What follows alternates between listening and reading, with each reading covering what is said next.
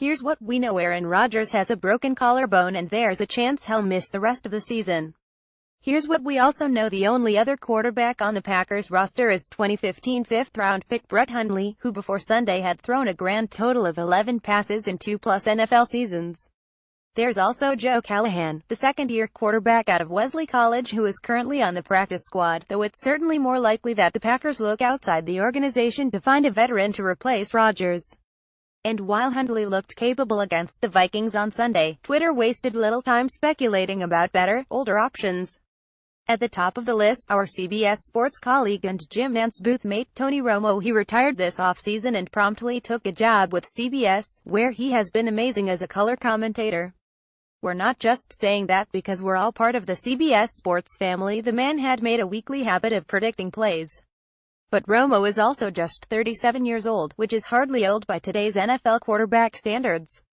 There's also this: Packers should sign Romo. The Wisconsin kid, Pete Prisco at Priscob's October 15, 2017, and as C.com's Jonathan Jones wrote in April and revisited on Sunday, Romo would probably love an opportunity to play for a contender. Because this is Twitter and this is how Twitter works, opinions are everywhere. Then there's this, from our colleague and Cowboys fan Jared Dubin: Colin Kaepernick. Every time there's an opening for an NFL quarterback, Kaepernick's name is going to come up. He's been a free agent since the spring, and to our knowledge he hasn't worked out for a single solitary team in that time. Meanwhile, former 2012 first-round pick Brandon Weeden, who is 619 as a starter and was signed earlier this month by the Titans after Marcus Mariota went down with an injury, is the latest to concede that Kaepernick is good enough to be on an NFL roster. "He's had a heck of a career," Weeden said 2 weeks ago. "He played in a Super Bowl. Obviously, he's done a lot of really good things.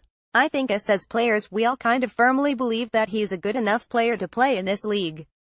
Weeden's remarks come weeks after Tom Brady spoke about Kaepernick on CBS Sunday Morning.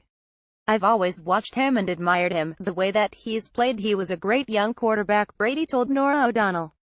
"He came to our stadium and beat us and took his team to the Super Bowl. He accomplished a lot in the pros as a player. And he's certainly qualified, and I hope he gets a shot." Incidentally, Aaron Rodgers told ESPN's Mina Kimes in August that "I think Kaepernick should be on a roster right now.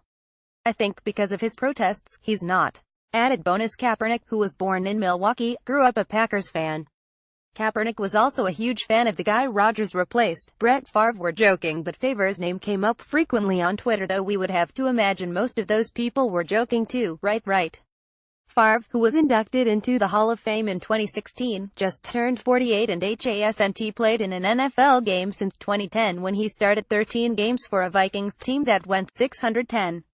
The season before, however, a then 40-year-old Favre led the Vikings to a 124 record and all the way to the conference championship game where they lost to the Saints.